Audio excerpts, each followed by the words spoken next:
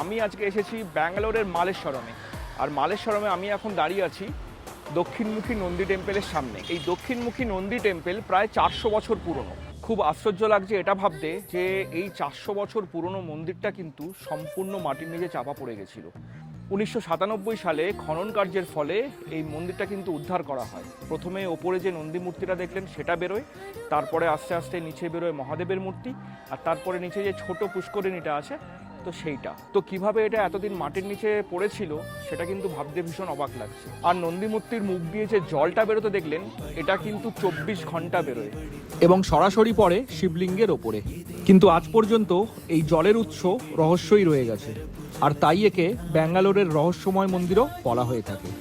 তাই ব্যাঙ্গালোর আসলে এই রহস্যময় মন্দির একদমই মিস করবেন না।